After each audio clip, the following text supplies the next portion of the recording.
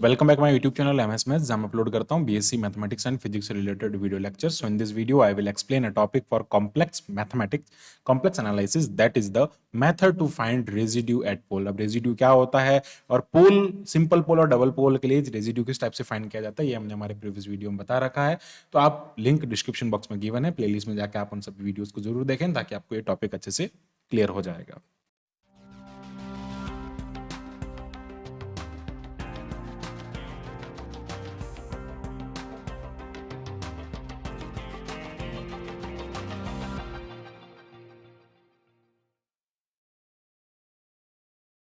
सो बात करते हैं यहाँ पे method to find residue at pole. तो कैसे फाइंड करते हैं, अब इसके लिए कुछ एक्स्ट्रा मेथड्स को हम यहाँ पे देखेंगे. कुछ स्पेशल कंडीशन में जब हमारे पास में क्वेश्चन अलग टाइप के हो जाते हैं जो कि हमने हमारे प्रीवियस वीडियो में डिस्कस नहीं किए हैं, उसको हम यहाँ पे डिस्कस करेंगे.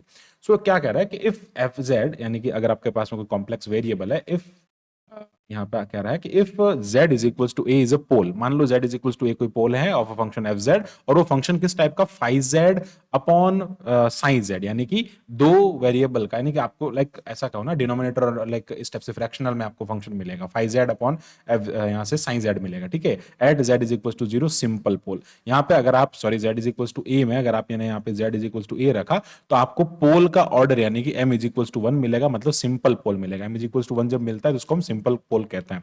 द रेजिड्यू एट ए, जब आपको सिंपल पोल मिल रहा है ना, तो इन दैट केस आपको जो रेजिड्यू मिलेगा दैट इज द, क्या करना आपको, फाई जेड में ए पुट करना है, यानी कि उसमें मतलब एक्चुअली आपका समझ सकते हैं लिमिट पुट कर रहे हैं, और इसके डेरिवेटिव नीचे जो डिनोमिनेटर में है उसका क्या करना है, यहाँ पे डेरिवेटिव फाइंड करके उसमें ए रखना है. अब ये डिनोमिनेटर जो है वो यहाँ पे जीरो नहीं होगा, बट यहाँ पे फाई ए जो है वो जीरो हो सकता है.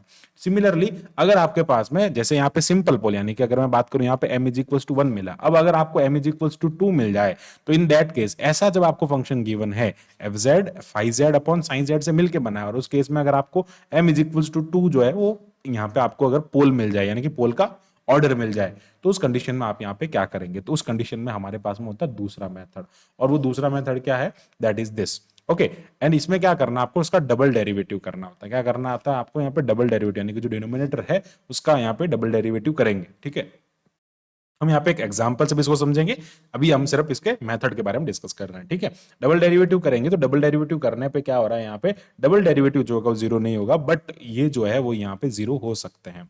ठीक है, आगे बढ़ता है. अब आता है हमारे पास में कि अगर आपके पास में कोई ऐसा आ जाए F Z, if Z is equal to A is a pole of function F Z. अगर देखो ये तो किसके लिए था, दो के लिए था. अब अगर दो से ज्यादा आ जाए तो उस कंडीशन में आप क्या करोगे, तो उस कंडीशन में क्या होगा, और आपको फंक्शन ऐसा गिवन है, फंक्शन अगर five Z upon Z minus A power M type का गिवन है, जहां पे A is equal Z is equal to A पे फंक्शन डिफाइन नहीं होगा, मतलब वो इसका कोई रेजिड्यू पॉइंट है. ओके, तो इन दैट केस आप यहाँ पे क्या करेंगे, ये वाला फार्मूला यूज करेंगे, और ये फार्मूला क्या है कि फाई और जो m मिल रहा है आपको यहाँ पे सिंगुलरिटी का जो ऑर्डर मिल रहा है उसको यहाँ पे क्या करेंगे, उससे एक कम टाइम्स यहाँ पे फाई की पावर करेंगे, और नीचे डिनोमिनेटर में m माइनस 1 फैक्टोरियल आपको यहाँ पे करना है. ओके, आगे बढ़ते हैं. अब बात करते हैं इसके यहाँ पे एग्जाम्पल के बारे में. तो एग्जाम्पल क्या है उसके बारे में समझते हैं. एग्जाम्पल है find the residue of function. आपको कह रहा है रेजिड्यू, फंक्शन का रेजिड्यू फाइंड करना है at z is equal to 2.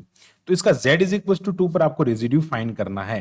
तो अब ये किस टाइप का फंक्शन आप देख सकते हैं, ये जो है हमको यहाँ पे लाइक आप देख सकते हैं F Z is the format of phi Z upon, ये फाई जेड अपॉन क्या हो गया, z minus A power m, यानी कि ये जो सेकंड केस है इसका ये हमारे पास में फॉर्मेट है. तो अब जब ऐसा कंडीशन आता है तो हम यहाँ पे एक सिंगुलर इसका रेजिड्यू फाइंड करने के लिए ये मेथड यूज करेंगे.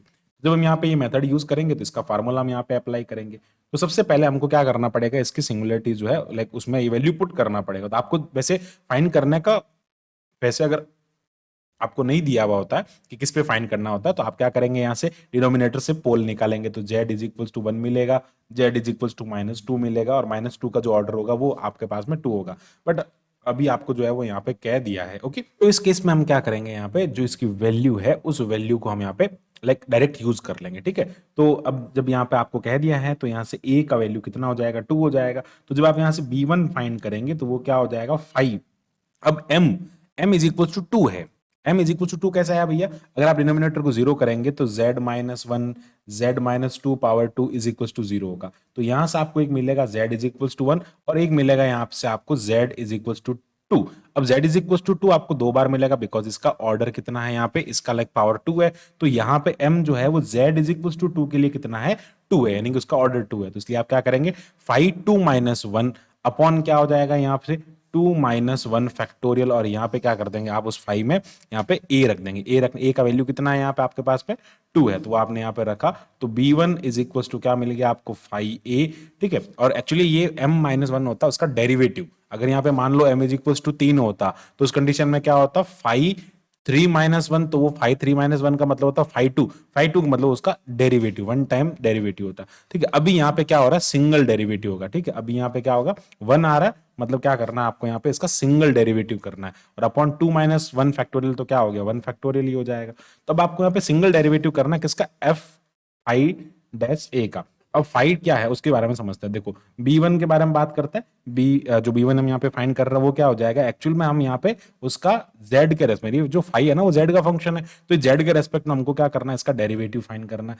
अब समझो जरा, जब हम यहाँ पे इसकी जगह पे लाइक वैल्यू यहाँ से फाइंड कर रहे हैं, तो अब हमारे पास में जो एफ बनेगा ना, वो एफ यहां से इसको निकालने के बाद में, ये जो सिंगुलरिटी है ना, इसको निकालने के बाद में जो वैल्यू बन रही है ना, उसके बारे में बात करेंगे। बिकॉज अगर हम यहाँ पे देखो, मैंने आपको बताया था पहले भी कि जब भी ऐसा होता है तो लाइक ओके, इस केस में वो जीरो हो जाता है। ठीक है, ओके, यहाँ पे बात करता हूँ कि ये सेकंड केस हो गया। तो अब यहाँ पे क्या हो रहा है देखो समझना, जब हम यहाँ पे सिंगुलरिटी को रख देंगे, अगर मैं टू का यूज करूंगा साथ में इसका, तो वो फंक्शन नॉट डिफाइंड हो जाएगा। तो अब हम यहाँ पे किसका यूज करेंगे, only z upon z minus one जो फंक्शन है उसका हम यहाँ पे यूज करेंगे। इसका हमें क्या करना है, यहाँ पे डेरिवेटिव फाइंड करना है। तो b1 जो हमको फाइंड करना है, u अपॉन v से हम इसका बिल्कुल इजीली फाइंड कर सकते हैं। तो z माइनस वन का होल स्क्वायर हो जाएगा, z minus one as it is रहेगा, z के रेस्पेक्ट में वन हो जाएगा, माइनस करेंगे एंड देन हमारे पास में यहाँ पे क्या आ जाएगा, z कांस्टेंट रहेगा और z माइनस वन का अगेन वन हो जाएगा। तो एक्चुअली b1 जो आपको मिल रहा है यहाँ से, वो मिल रहा है z minus one minus z upon z minus one whole square.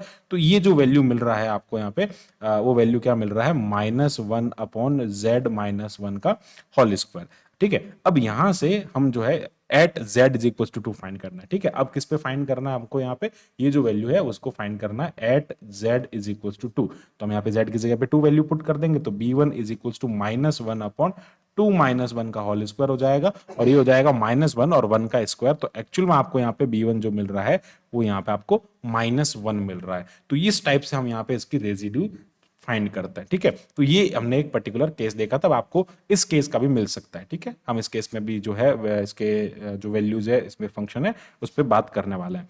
अब बात करते हैं हम आगे नेक्स्ट टॉपिक के बारे में। तो नेक्स्ट हमारा आता है पोल एट इनफाइनाइट। अब अगर आपके पास में इनफाइनाइट का पोल होता है तो उसको हम क्या कहते हैं यहाँ पे, लाइक एक इसकी आप कह सकते हैं इसका एक डेफिनेशन है, ये आपको ये इंपॉर्टेंट भी है। और पोल एट इनफाइनाइट का मतलब होता है function is said to be possess at pole at infinite, यानी कि वो पोल इनफाइनाइट का मतलब क्या है, इनफाइनाइट पे पोल रखने का मतलब है कि आप फंक्शन वन अपॉन जाई पोजेस अ जीरो, यानी कि एक्चुअल में वन अपॉन जाई जो है यहां से आप फाइंड कर रहे हैं, तो वो क्या होगा, इनफाइनाइट होगा, तो ये जो वैल्यू होगी वो जीरो होगी। एक्चुअल में यहां पर जो ये वैल्यू है ना वो जीरो होगी, तभी ये जो पूरा है वो इनफाइनाइट की तरफ टेंड करेगा।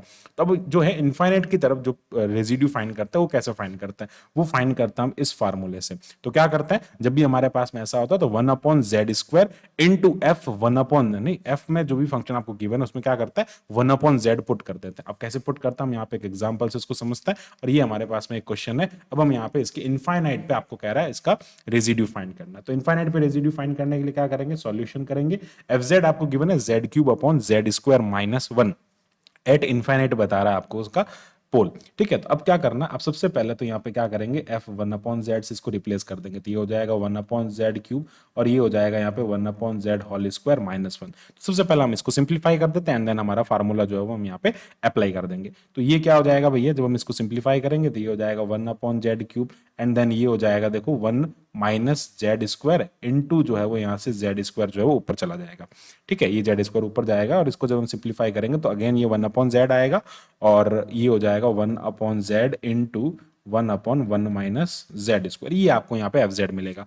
अब एफ वन अपॉन जेड मिलेगा। अब उसको क्या करना होता है, actually residue and eight infinite का जो फार्मूला होता है ना, एक्चुअली जो रेजिड्यू एट इनफाइनाइट की अगर मैं बात करूं तो रेजिड्यू एट एफ जेड आपका इनफाइनाइट पे अगर आपको रेजिड्यू इसका फाइंड करना है तो उसका फार्मूला होता है 1/z² f 1/z। ठीक है, अभी हमने इसमें फोर्थ पॉइंट पे देखा। तो अब क्या करना है आपको यहाँ पे इसका जो वैल्यू फाइंड करना है, ये वैल्यू है हमारे पास में एफ जेड का, वो हम यहाँ पे पुट कर देंगे। तो हम यहाँ पे जब पुट करेंगे तो यहाँ पे जो इसका वैल्यू आपको मिलेगा that is the residue at F Z, residue of F Z at infinite is equal to -1/z² into 1/z into 1 - z²। तो अल्टीमेटली आपको यहाँ पे जो वैल्यू मिल रहा है that is the -1/z³ 1 - z²। यहाँ पे आपको इसका रेजिड्यू मिल रहा है। अब हम बात करते हैं इसकी जो इनफाइनाइट पे जो रेजिड्यू फाइंड करने का जो हमारे पास में फार्मूला होता है वो हमने यहाँ पे अप्लाई कर दिया है। ठीक है, तो अब ये जो नया फंक्शन बना इस फंक्शन को हम नाम दे देते हैं लेट। ये जो फंक्शन बन रहा है इसको हमने कह दिया gx फंक्शन है। ठीक है, तो ये जो gx फंक्शन बन रहा है, अब इस gx फंक्शन में क्या करना है, हमको इनफाइनाइट पे इसकी जो रेजिड्यू फाइंड करना है। तो मैंने आपको भी बताया था कि जब हम इनफाइनाइट पे रेजिड्यू फाइंड करते हैं तो हम क्या करेंगे, यहाँ पे हेयर 0, देखो जब भी अगर मैं 1/z उसको 1/z से मैंने रिप्लेस किया और मुझे z is equal to infinite पे फाइंड करना है तो अल्टीमेटली मुझे z को 0 की तरफ टेंड करना पड़ेगा, तब ये 1/0 जो होगा इनफाइनाइट बनेगा। तो हेयर अब मुझे 0 सिंगुलरिटी इसमें से निकालनी है, तो आप देख सकते हैं इस वाले टर्म की सिंगुलरिटी 0 होगी। तो यहां से z³ को अगर मैं 0 पुट करता हूं तो z इज इक्वल टू 0 मिल रही है मुझे और इसका ऑर्डर यहाँ पे 3 मिल रहा है। ठीक है, तो अब जब यहां से इस टाइप का आप यहाँ पे सिंगुलरिटी इसकी जो ये जो है उसका पोल फाइंड कर लेते हैं। ठीक है, सो दिस इज द पोल। ये यहाँ पे जब भी इस टाइप का होता है तो हम यहाँ पे पोल फाइंड करते हैं डिनोमिनेटर को 0 रख के, और ये जो पोल है इसका ऑर्डर जो है यहाँ पे वो कितना आ रहा है, 3 आ रहा है। तो पोल ऑफ ऑर्डर 3 आपको यहाँ पे मिल रहा है। तो जब पोल ऑफ ऑर्डर 3 मिल रहा है तो उस केस में हम यहाँ पे क्या करेंगे, उसकी लाइक जो पोल का जो हमारे पास में फार्मूला होता है वो हम यहाँ पे अप्लाई करेंगे। तो पोल जब हमारे पास में 0 है और ये लाइक आप कह सकते हैं ये जो पोल हमारे पास में 0 है तो ये जो है हमारे पास में एक सिंपल पोल तो है नहीं, ना ही डबल पोल है।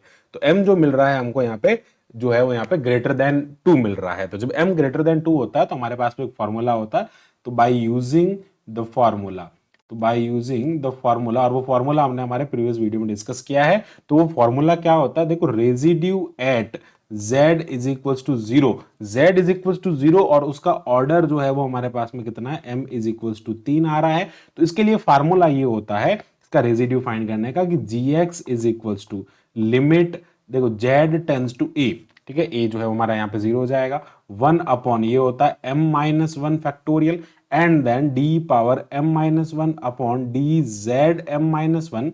ओके, ये हो जाएगा dz m-1 और आगे यहां पर होता है z minus a power m और ये होता है fz। अब ये जो फार्मूला होता है ये आपको याद रखना पड़ेगा, तो ये वाला हम यहाँ पे यूज करेंगे। तो इस फार्मूले का हम यहाँ पे यूज करेंगे तो m हमारे पास में यहाँ पे 3 है। ठीक, अब हम बात करते हैं हमारे पास में जो m की वैल्यू 3 है तो हम यहाँ पे पुट करेंगे। तो ये जो gz जो है ना, एक्चुअली दिस इज z, तो gz जो मिलेगा आपको यहाँ पे वो मिल जाएगा लिमिट z टेंड्स टू 0 और ये हो जाएगा 1/3 माइनस 1 हो जाएगा ये 2 फैक्टोरियल एंड देन ये हो जाएगा d power 2 over D Z square and ये बन जाएगा z माइनस 0 पावर 3।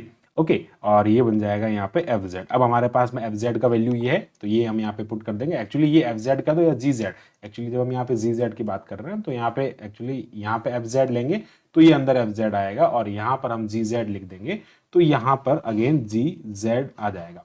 ठीक है, तो ये gz को हम, ये जो gz हमने यहाँ से फाइंड किया दैट इज gz, तो ये gz की वैल्यू हम यहाँ पे पुट करेंगे तो ये अल्टीमेटली आपको मिल जाएगा यहाँ पे gz is equals to limit यहाँ से z टेंड्स टू 0 1/2 ये हो जाएगा 1/2, एक्चुअली उसका फैक्टोरियल 2 ही होता है।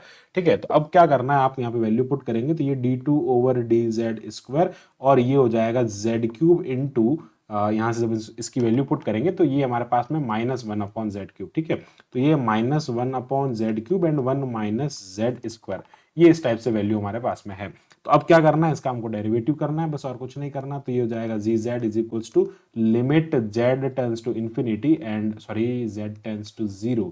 ठीक है, तो ये हो जाएगा z limit z tends to 0 and that is 1/2 and ये हो जाएगा d ओवर dz। अब क्या करना, देखो ये तो यहाँ से कैंसिल हो गया तो अब एक बार वापस लिख देते चलो इस टर्म को, तो ये हो जाएगा 1 minus z square and then again gz is equals to ये मिलेगा limit z is equals to 0 और ये हो जाएगा sorry z tends to 0 and 1/2 अब हम यहाँ पे एक बार इसका डेरिवेटिव करते हैं। तो अब देखो ये डेरिवेटिव करने पे मैं क्या करता हूँ, इस माइनस को यहाँ पर लिख देता हूँ बाहर, ठीक है। चलो एक बार यहाँ पे माइनस है, इस माइनस को हमने लिख दिया, इसको हम लिया है बाहर। अब देखो 1/x का डेरिवेटिव जब आप करते हैं तो ये बनता है -1/x²। ठीक है, तो अब यहां से जब इसको इसका डेरिवेटिव हम करते हैं तो d/dz ये बनेगा 1 - z² पावर -1। इसका हमको डेरिवेटिव करना है तो ये हो जाएगा dz limit z tends to 0। ठीक है, z टेंस टू 0 ये हो जाएगा यहाँ पे -1। ठीक है, -1/2 d/dz। ठीक है, तो ये क्या हो जाएगा 1, इसका जब हम यहाँ पे डेरिवेटिव फाइंड करेंगे तो माइनस आगे आएगा। ठीक है, और ये हो जाएगा 1 - z² और ये हो जाएगा आगे -1 कम करेंगे तो वापस ये हो जाएगा -2। ठीक है, तो -1/x² हो गया, और अगेन जो ये टर्म है इसमें से 1 का हो जाएगा 0 और -2z हो जाएगा।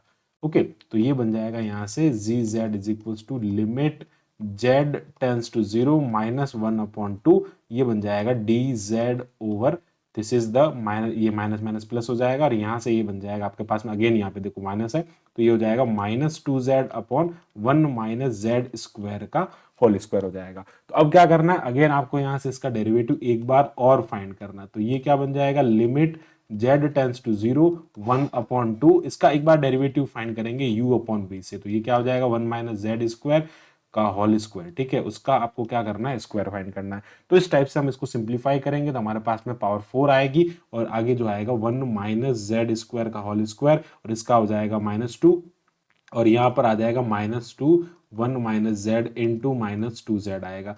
तो इसका डेरिवेटिव करने पे ये टर्म आपको मिलेगा। और अब आप इसमें z की जगह पे जो यहाँ पे 0 पुट कर देंगे ना, तो z की जगह पर 0 पुट करने पर एक्चुअली यहाँ से ये जो 2 से 2 कैंसिल हो जाएगा। ठीक है, तो ये 1/2 नहीं आएगा, ओनली यहाँ पे जब आप 0 पुट करेंगे तो ये आपको यहाँ से -1 इसका वैल्यू मिलेगा।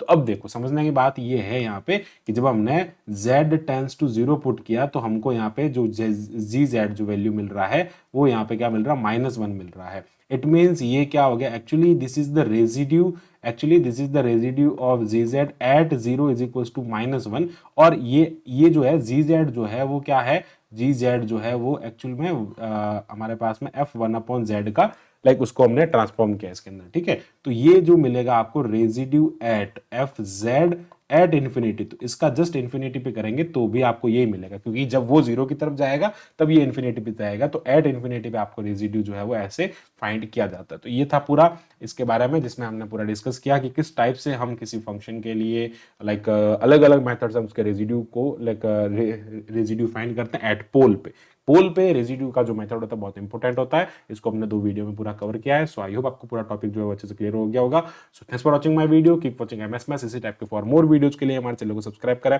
Thank you, bye bye.